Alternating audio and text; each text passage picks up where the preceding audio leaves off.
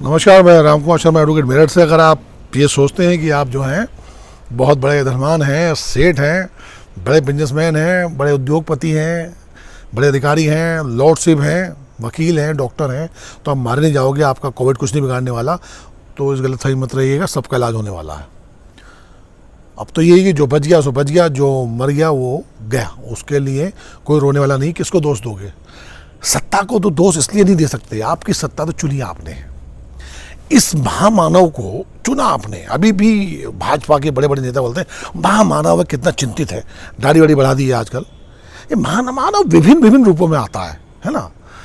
फकीर, कभी सरदार जी बन जाएंगे, कभी भगत सिंह बन जाएंगे, कभी सैनिक बन जाएंगे, अलग अलग ये बहरूपिया, राजनीतिक बहरूपिया महामानव हैं।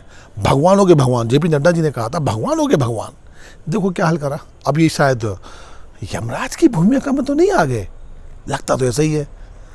अपनी जिद्द, घमंड, गरूर, और क्यों ना हो, जब आप लगातार जीतेंगे तो ये सब चीज़ें तो आप में आ ही जाएंगी। विपक्ष कमज़ोर नहीं है, विपक्ष को आपको ने सुनियोजित तरीके से, षड्यंत्रकारी तरीके से ख़त्म कर दिया, क्योंकि विपक्ष की खुद की खामियां थी। उनके बहुत सारे नेता मंत्रीगण जो हैं पैसे में लिप्त थे पहले, इसलिए तो अब सत्ता में आए थे, है ना। यही हुआ है। अब वो विपक्ष खत्म हो गया, फिर आप सर्वे सर्वा हो गए। 2019 में ये कोविड आया तो 500 लोगों का आपने, जब वो लगभग ये कोविड हो गया था तो आपने लॉकडाउन कर दिया। ताली थाली पीटने भागेगा, अब भगाओ, ताली थाली बजाओ, हैं, शंख बजाओ, गोबर में नहाओ, मिट्टी में नहाओ, हैं, गौमूत्र अपने ऊपर डालो, बचोगे इससे। फालतू के वाहियात चीज़ें जो है, ये सारे भक्त और ये उनके मंत्रिमंडल के लोग भी इस प्रकार के वाहियात प्रोग्राम चलाते रहे, प्रेरित करते रहे, और इसमें मीडिया बड़ी सहयोगी भूमिका निभाता रहा। सबसे बड़ा दुनिया मीडिया। 2020 आ गया साहब। 2020 में सितंबर अक्टूबर में तो यूपी में ये आलम हो गया था कि कोविड ही नहीं, खत्म हो गया, कोविड है ही नहीं, कोई टेस्टिंग नहीं थी, जीरो।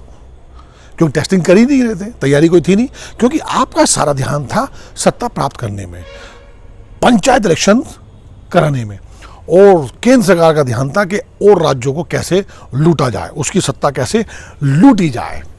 पिछले एक वर्ष में हमारे इस महामानव ने हर 7 दिन चुनावी सभाएं करी हैं, सत्ता प्राप्ति के लिए बड़ी बड़ी जनसभाएं करी हैं। कोई कोविड प्रोटोकॉल नहीं, कोई कुछ नहीं हो रहा। इस महामानव ने, जिसको महामानव कहते हैं, और जो है मैं तो यमराज कहता हूँ, खैर आप लोग कहते रहे, मुझे फ़र्क नहीं पड़ता, आप कहें जो कहना कहें। मेरे हिसाब से तो ये यमराज की भूमिका में इस समय अवतरित रूप से आ चुके हैं। जनवरी से लेके मार्च तक इन्होंने जो है, फरवरी तक इन्होंने जो है ऑक्सीजन विदेश में दे दी, है ना। ये कोविड वैक्सीनेशन हमारे देश में हुआ नहीं, बाहर भेज दिया विश्व गुरु कहलाने के लिए अपने आप को।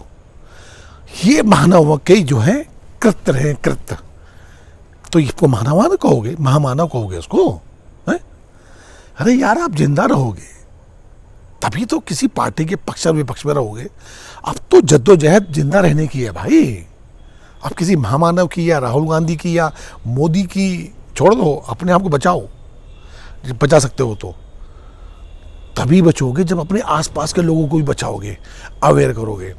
इस महामारी ने तबाह कर दिया है। आप ये समझ लीजिए, जो इनपुट्स हैं, जो विदेशी मीडिया कह रहा है या जो विदेशी ऑर्गेनाइजेशंस कह रहे हैं, साइंटिफिक तरीके से कह रहे हैं कि ये इतना भयंकर प्रकोप होने वाला है कि आने वाले समय में हिरोशिमा में जो परमाणु बम हुआ था, इसमें उतनी तबाही मचाई थी, उससे कहीं ज़्यादा, वर्ल्ड वार से कहीं ज़्यादा यहाँ पे लोग हताहत होने वाले हैं। हमारा बात कर रहे हैं, पता नहीं किसी को कल मिले ना मिले, है ना, हो सकता है।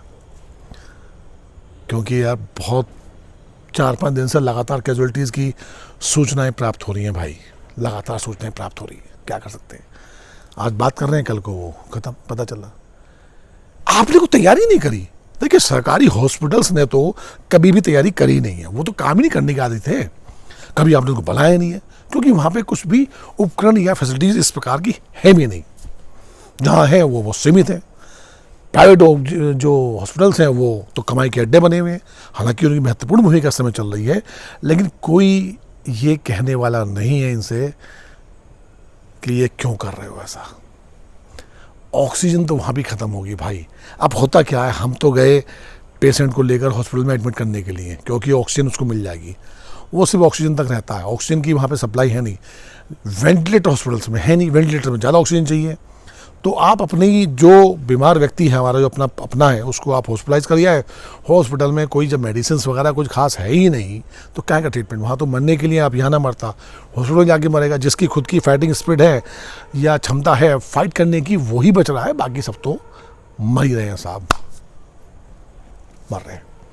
बचा लीजिए अपने आप को, इस हिंदू मुस्लिम के गणित से अपने को अलग कीजिए, पूछिए सरकार से, सत्ता से, इस महामानव से, अब क्या कर दिया भाई, सवाल तो बनता है ना।